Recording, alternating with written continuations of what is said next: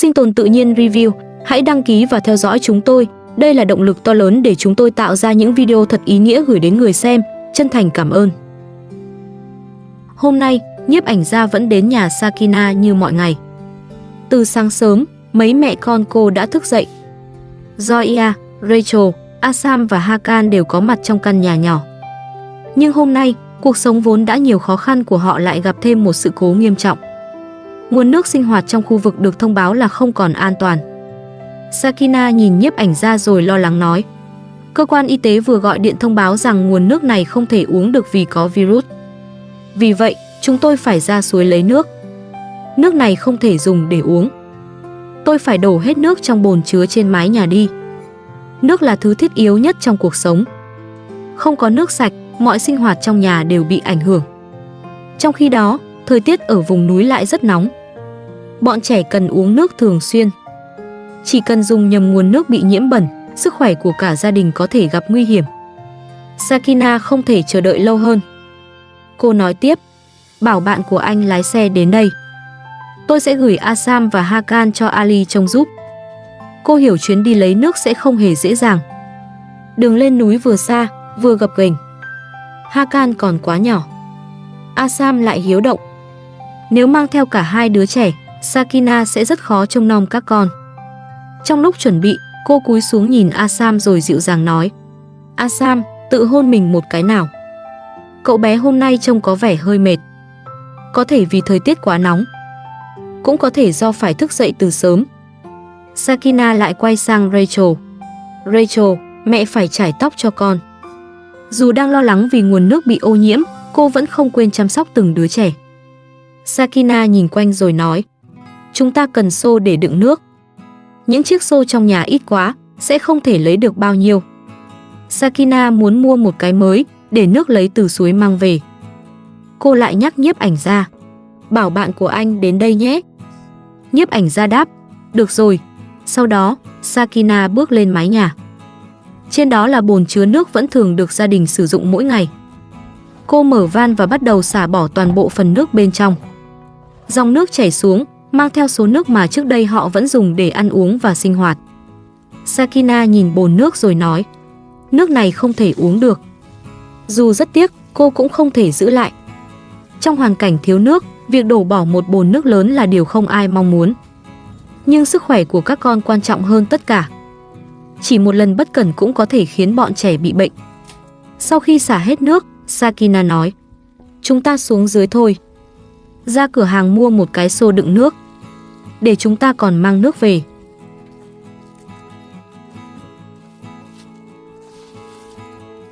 Một lát sau, xe của người bạn nhiếp ảnh gia cũng đến. Sakina nhanh chóng đưa các con lên xe. Chiếc xe rời khỏi căn nhà nhỏ rồi hướng về nhà Ali. Đến nơi, Sakina bế Hakan xuống trước. Asam cũng đi theo mẹ vào trong. Bà Yuda nhìn thấy các cháu liền vui mừng. Sakina giao Asam và Hakan cho bà rồi nói: nguồn nước hiện tại không thể uống được. Tôi phải đi lấy nước sạch. Bà trông Hakan và Asam giúp tôi nhé. Tạm biệt, không có nhiều thời gian để ở lại. Sakina nhanh chóng rời đi ngay sau đó. Cô biết Asam và Hakan ở bên bà Yuda sẽ được chăm sóc cẩn thận. Ít nhất cô có thể yên tâm tập trung vào việc đưa nước sạch về cho gia đình. Zoya và Rachel tiếp tục đi cùng mẹ. Trước khi xe rời khỏi nhà Ali, Sakina để Rachel ngồi ở hàng ghế phía trước với nhiếp ảnh gia. Cô nói: nhiếp ảnh gia, chúng ta ghé cửa hàng mua một ít đồ nhé. Anh liền trả lời: được rồi. Sau khi mua những vật dụng cần thiết, mấy mẹ con Sakina cùng nhiếp ảnh gia bắt đầu di chuyển lên núi. Con đường kéo dài qua những dãy núi trùng điệp. Hai bên là sườn đá, cây cối và những con dốc nối tiếp nhau. Đây là vùng đất đẹp, nhưng cuộc sống lại không hề dễ dàng. Muốn có nước sạch, người dân phải đi một quãng đường rất xa. Chỉ riêng việc lấy đủ nước cho một gia đình cũng có thể mất nhiều giờ.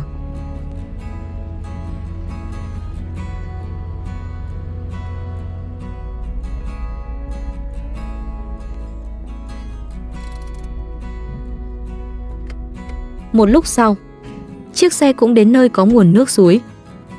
Nhiếp ảnh gia nhìn về phía dòng nước rồi nói: chúng ta đến nơi rồi. Đây là nguồn nước suối. Sakina nhanh chóng bước xuống xe. Dòng nước từ trên núi chảy xuống, trong và mát hơn rất nhiều so với nguồn nước ở nhà. Cô gọi các con. Các con, lại đây uống nước nào. Rachel, uống nước đi con. Sau quãng đường dài dưới thời tiết nóng bức, bọn trẻ chắc hẳn đã rất khát. Rachel cúi xuống uống nước. Sakina cũng kiểm tra dòng suối rồi bắt đầu lấy nước cho vào những chiếc xô đã chuẩn bị. Từng xô được đổ đầy. Mỗi lần nhấc lên đều rất nặng. Nhưng Sakina vẫn cố gắng. Cô phải mang đủ nước về nhà sử dụng. Không ai biết đến khi nào nguồn nước trong khu vực mới được làm sạch. Vì vậy, số nước hôm nay càng nhiều thì gia đình cô càng yên tâm hơn trong vài ngày tới.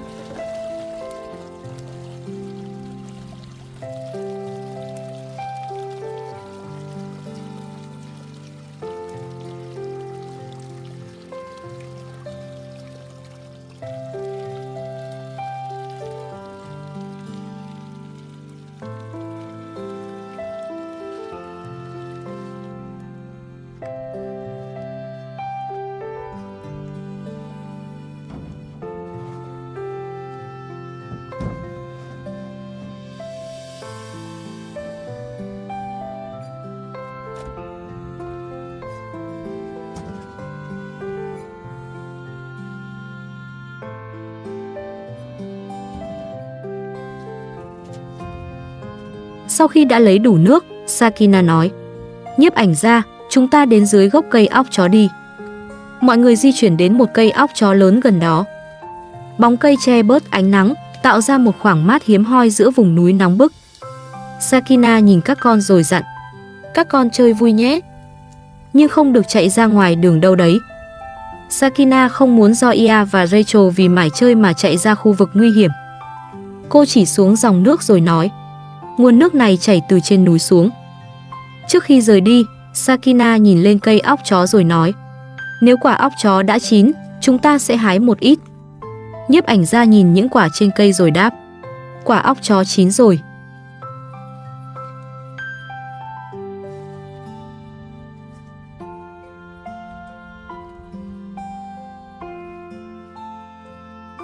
Sakina liền hái một ít mang xuống cho các con. Cô đưa cho Rachel rồi nói: Mẹ đã hái óc chó cho con rồi. Chúng ta đi thôi. Đừng làm phiền mẹ nữa. Đi thôi con. Sau đó, Sakina gọi con gái: Con gái, giúp mẹ một tay nhé. Zoya ngoan ngoãn trả lời: Vâng ạ. Zoya ngày càng hiểu chuyện hơn. Cô biết mẹ đang vất vả. Vì vậy, cô bé cố gắng phụ mẹ những việc mình có thể làm. Sau khi mọi thứ đã được đưa lên xe, Sakina nói với nhiếp ảnh gia: Chúng ta về thôi. Cô quay sang Rachel rồi dặn: Rachel, lên ngồi ở ghế phía trước đi. Sakina luôn để ý đến vị trí của các con trên xe. Đường núi dốc và sóc. Nếu Rachel ngồi không đúng chỗ, cô bé có thể gặp nguy hiểm khi xe đi qua những đoạn đường gập ghềnh.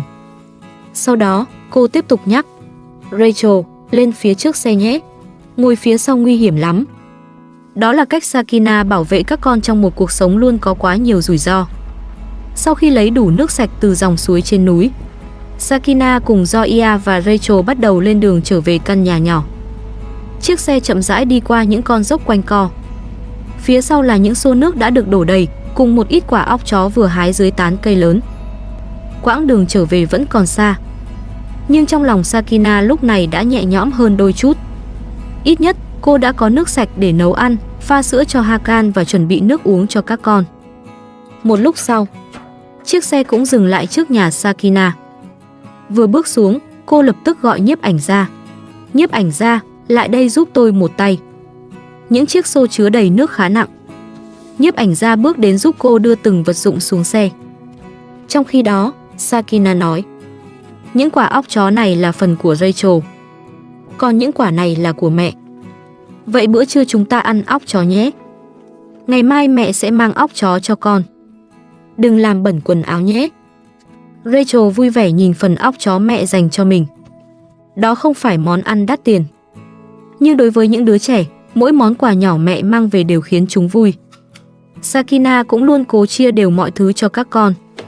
Sau khi thu xếp nước và đồ đạc, Sakina bắt đầu chuẩn bị bữa trưa. Mấy mẹ con ngồi lại với nhau trong căn nhà nhỏ. Bữa ăn hôm nay vẫn rất đơn giản, Nhưng có Zoe và Rachel ngồi bên cạnh, không khí đã trở nên ấm áp hơn rất nhiều. Zoe nhìn nhiếp ảnh ra rồi lễ phép gọi: "Chú ơi, ăn cơm thôi." Câu nói của cô bé khiến căn nhà như có thêm sức sống. Sakina ngồi nhìn con gái, có lẽ trong lòng vừa vui vừa xót xa. Cô vui vì con đã ngoan và hiểu chuyện, nhưng cũng thương vì Zoe phải trưởng thành trong một cuộc sống còn quá nhiều khó khăn.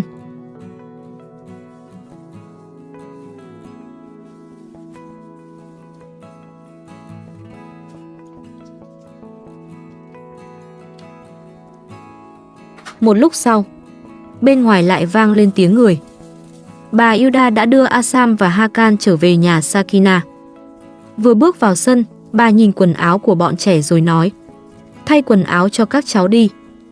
Các con vào trong nhà nào." Quần áo của Asam bị ướt rồi. Bà Hilda đưa hai đứa trẻ vào trong nhà. Bà vẫn không quên kiểm tra xem Hakan có đói hay buồn ngủ không, còn Asam có bị lạnh vì quần áo ướt hay không. Sau khi mọi người đã vào trong, bà Hilda nói: "Chúng tôi cũng phải ra suối lấy nước. Nguồn nước của nhà Ali cũng đã bị nhiễm bẩn." Điều đó có nghĩa không chỉ Sakina mà nhiều gia đình trong khu vực đều phải đi xa để tìm nước sạch. Mỗi gia đình phải chuẩn bị xô, can và phương tiện. Phải đi qua những con đường núi xa xôi, rồi mang từng phần nước nặng nề trở về. Sakina nhìn bà Hilda rồi hỏi: "Bà đã ăn chưa?" Bà Hilda đáp: "Tôi ăn rồi." Dù vậy, Sakina vẫn muốn mời bà ở lại. Mỗi lần bà Hilda đến, căn nhà của cô dường như trở nên đầy đủ hơn. Bà không chỉ giúp chăm sóc bọn trẻ, bà còn giống như một người mẹ thứ hai, luôn xuất hiện trong những lúc Sakina cần giúp đỡ nhất. Sakina kể: "Chúng tôi vừa hái một ít óc chó về. Tôi còn phải giặt tấm thảm trong nhà bếp." Bà Hilda nhìn số quả óc chó rồi nói: "Bây giờ vẫn chưa thật sự đến mùa hái óc chó. Có thể một số quả đã bắt đầu chín sớm, nhưng phần lớn vẫn cần thêm thời gian." Sau đó, bà quay sang gọi các cháu: "Hakan, lại đây với bà nào. Rachel, lại đây với bà. Các cháu chơi ngoan nhé. Zoe, đưa Hakan lại đây giúp bà." Bà Hilda nhanh chóng hòa vào không khí đông vui của căn nhà. Bà gọi từng đứa trẻ bằng giọng trìu mến. Dù tuổi đã cao, mỗi khi ở bên các cháu, gương mặt bà lại trở nên vui vẻ hơn.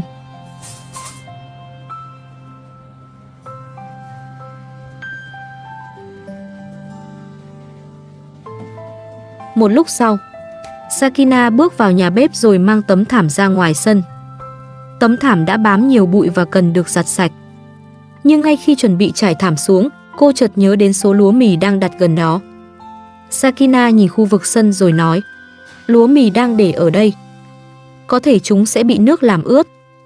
Tôi phải chuyển lúa mì ra khỏi chỗ này."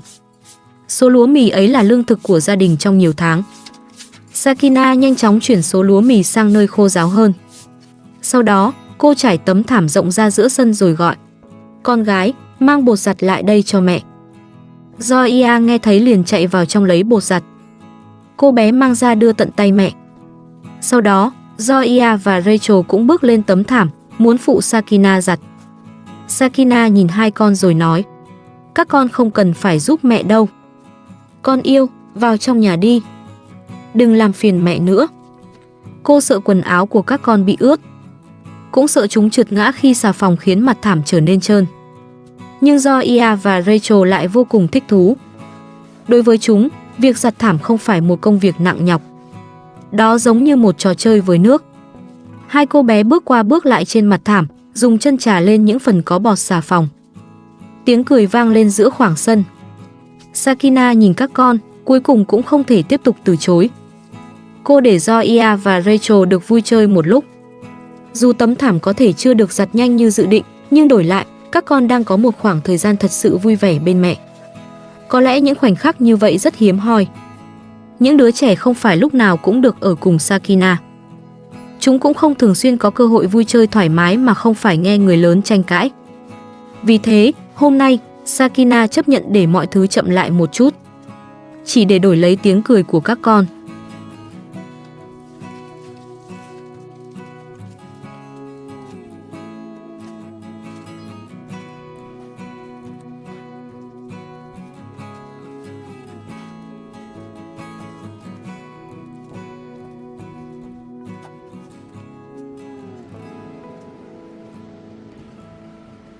Trong lúc đó, bà Hilda bế Hakan vào trong nhà rồi pha sữa cho cậu bé. Hakan đã bắt đầu buồn ngủ. Bà muốn cho cậu bé uống no, dỗ ngủ rồi mới quay ra phụ Sakina. Bà hiểu Sakina đang phải làm quá nhiều việc cùng lúc. Nếu không có người phụ giúp, Sakina gần như không thể nghỉ ngơi. Nhưng ít nhất, trong ngày hôm nay, các con đều ở bên cô. Bà Hilda cũng có mặt.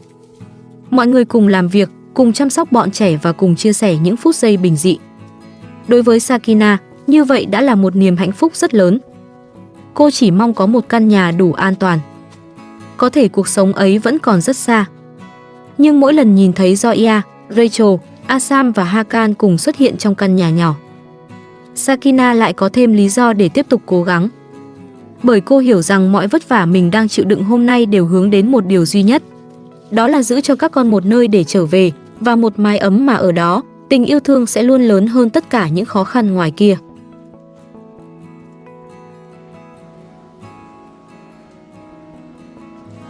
Sau khi Hakan uống sữa, bà Hilda gọi: Zoya, vào trong đây đi cháu. Trông Hakan giúp bà. Bà đang dọn dẹp nhà bếp. Bà bắt đầu thu dọn nhà bếp. Nền nhà được lau sạch. Những phần bụi bẩn dưới tấm thảm cũng được quét đi. Bà Hilda âm thầm dọn dẹp. Hai người phụ nữ siêng năng cùng làm việc khiến mọi thứ trở nên nhẹ nhàng hơn rất nhiều. Không cần phải nói những lời quá lớn lao. Bà Hilda chỉ đơn giản nhìn thấy Sakina đang mệt rồi tự mình bước đến giúp. Còn Sakina cũng luôn dành cho bà sự kính trọng và biết ơn như một người mẹ trong gia đình. Có lẽ chính sự giúp đỡ thầm lặng ấy đã giúp họ vượt qua nhiều giai đoạn khó khăn.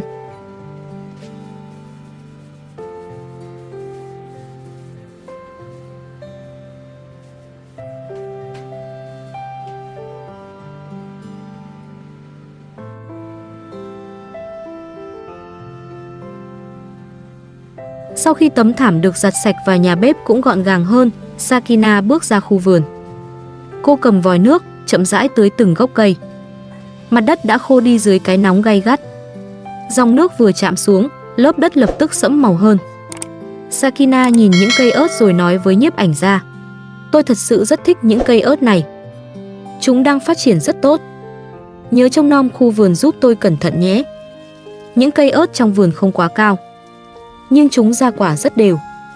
Mỗi quả ớt nhỏ là kết quả từ những lần cô tưới nước, nhổ cỏ và chăm sóc giữa thời tiết khắc nghiệt. Vì vậy, Sakina đặc biệt yêu quý chúng. Sau khi tưới cây xong, Sakina quay trở vào nhà. Hakan vẫn chưa chịu ngủ. Cậu bé nằm đó, đôi mắt còn mở và liên tục cựa quậy. Sakina bước đến gần rồi dịu dàng nói: Hakan, sao con vẫn chưa ngủ? Ngủ đi, con yêu. Lại đây ôm mẹ một cái nào. Cô bế con trai lên, ôm Hakan vào lòng rồi nhẹ nhàng vỗ về. Sau đó, Sakina gọi: Zoya, đi lấy một chiếc gối cho mẹ. Hôm nay, căn nhà Sakina thật sự rất đông vui. Bởi căn nhà chỉ thật sự giống một mái ấm khi có đầy đủ tiếng cười của các con. Có lẽ nếu không có những mâu thuẫn do Karim gây ra, cuộc sống của mẹ con Sakina đã có thể bình yên hơn rất nhiều. Những đứa trẻ sẽ không phải thường xuyên bị đưa đi rồi lại trở về. Có lẽ Ali, bà Hilda và Sakina cũng đã có thể sống gần nhau hơn, cùng chăm sóc bọn trẻ và chia sẻ những công việc hàng ngày. Bởi giữa họ từng có một sự gắn bó rất sâu sắc. Ali luôn quan tâm đến Hakan và những đứa trẻ. Nếu không có những mâu thuẫn, sự ghen tuông và những người liên tục tìm cách chia rẽ, có lẽ họ đã có thể cùng nhau tạo nên một gia đình bình yên. Nhưng cuộc sống chưa bao giờ diễn ra theo những điều người ta mong muốn.